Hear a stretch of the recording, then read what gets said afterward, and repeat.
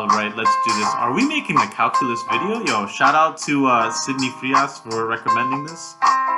We absolutely need to do this to get a 5 on that AP exam. So let's do it.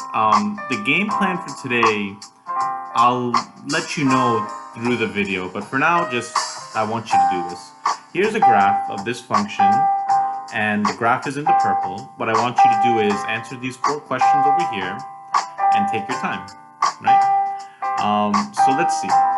What is this one over here? The limit as f of x as x goes to 4 from the left, this should be positive infinity, right? So if this is x equals 4, that goes to positive infinity. From the right, it's going to negative infinity.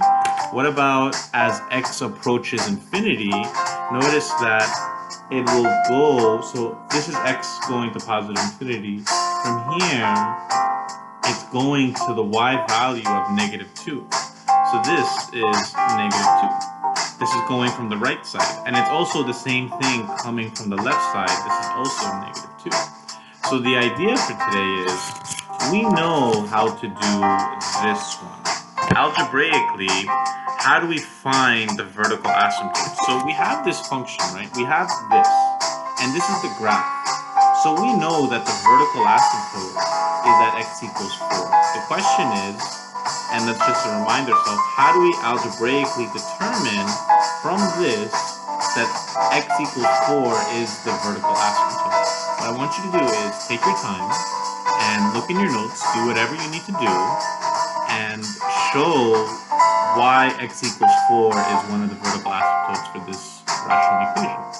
Okay, so let's say you paused the video and you were looking and you tried to do it, or if you want to check your answers, what do we have to do to find out what the vertical asymptote is for this? So what do? We take that negative 2x squared minus 2x plus 12, make it over x squared minus 6x plus 8. And what you need to do is you need to factor the top and the bottom.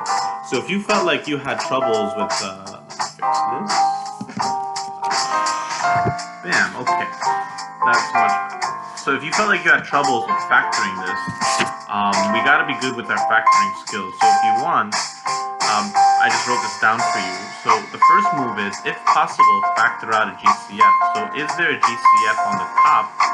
There looks like there's a 2. And also, if the leading term has a negative, you have to factor out the negative as well. So imagine if you, let's say if you didn't do it.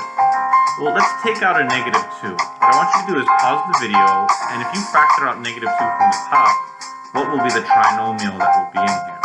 Okay? Now let's say you pause the video and you want to see the solution. It should just be x squared plus x minus 6.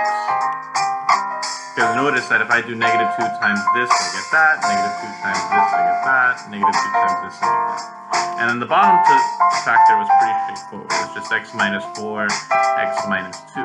But then the thing is, you could factor the top again. So this is negative 2, x plus 3, x minus 2. And what's on the bottom? It's x minus 2, x minus 4. And notice here, my bad, camera angle. It's been a while since I made these videos, right? So notice that these x minus 2's cancel. And what I want you to do is just try and remember what happens when you cancel the x minus 2, and what happens when you can't cancel that x minus 4. So pause the video and just try and find an answer for that question. Now let's say if you want to come back to it, remember, because the x minus 2's cancel, we will have a hole at x equals 2. So if you look at the graph again, if you take a look at this graph, notice there's a hole at x equals 2, and that's 5. And then over here, because the x minus 4 does not cancel over here, we're going to say that there's a vertical asymptote at x equals 4. So if you did this, like, this should be the logic over here. So what you could say is, x equals 4 is a v dot a, and this v dot a is vertical asymptote. Okay, so now we did vertical asymptotes algebraically. What do you think the next question will be? how do you find algebraically the horizontal asymptotes for a graph? How would we do that? So notice that over here, let's just take a look at the picture again.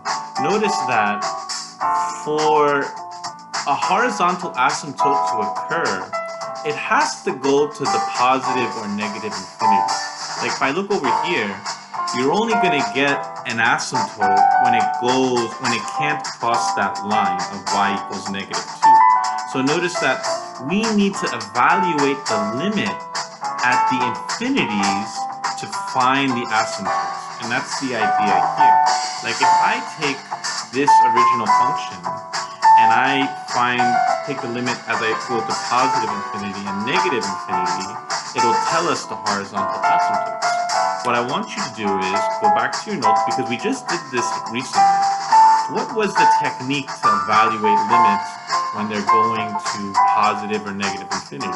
Remember that idea, if the numerator is greater than if the degree of the numerator is bigger than the degree of the denominator, what happens?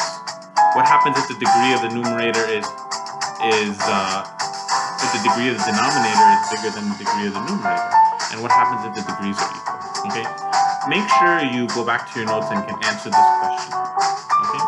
And what has to happen for each one of these three? Like notice for the first one, if the numerator is bigger than the denominator for the degree, it goes to positive infinity. If the degree of the, let me fix this a little bit. Okay, so this is it right here. This is for number 2. If the degree of the denominator is bigger, then it goes to 0. If they're equal, what do? You just take the ratio. But the real question that we haven't really done together is, what is the connection with this and the horizontal asymptotes? So what I want you to do is, notice if you were to evaluate this, right? What would happen? You say, well, look at the degree of this. Degree is 2 on the top, right? Because it has an x squared. The degree is 2 on the bottom. So what do? You just take the coefficients, so it's just negative 2 over 1, and that equals negative 2. But what does this negative 2 mean with respect to this limit? Notice when x is going to positive infinity, what's the y value? It's negative 2. And that's the same thing here. You see, as x is going to positive infinity, it's going to that y value of negative 2. So imagine if you don't have this graph and you were able to answer this question, what can you say about the horizontal asymptote for this rational function? You have to say y equals negative 2 is a horizontal asymptote. That has to be true. And the same idea goes for this one, because just because it's going to the negative infinity, it won't change anything. The same thing is here. The degree is 2 over 2, and this just becomes negative 2 over 1, and y equals negative 2 is a horizontal asymptote going to the negative infinity, and we see that over here, okay? And yeah, so what I wanted to show you was, so let's take a look at this over here. This we have here, okay. Let me fix this camera angle so we can have this in the notes. Wait, there we go. Okay. Boom. Nope. There. Okay. So what was the technique? We went over this. And what is the connection with the horizontal asymptotes? Notice that if the degree of the numerator is bigger than the degree of the denominator, there is no horizontal asymptote.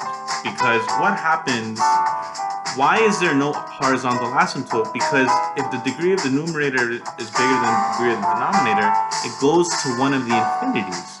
So there can't be a horizontal asymptote. Notice that what happens when the degree of the denominator is bigger than the degree of the numerator, the limit goes to 0. But what does that mean as a horizontal asymptote? It means that the equation y equals 0 has to be the horizontal asymptote. And here, what happens over here, you just take the ratio, just like we did over here, you just take the ratio. If the degrees are the same, then you just take the ratio of some y equals a over b. And what this basically means is the value of a is the leading coefficient of the value of a is the leading coefficient of the numerator, and the value of b is the leading coefficient of the denominator. So like for this example, like here, your a value is -2 and your b value is 1 for this problem, because -2 is the leading coefficient for this and 1 is the leading coefficient for that. Okay.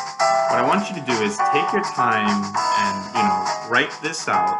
What I want you to do is, for practice problems, for these three functions, 1, 2, y 3, I want you to find all vertical and horizontal asymptotes for these functions, and I want you to don't just graph these into Desmos and then say what they are.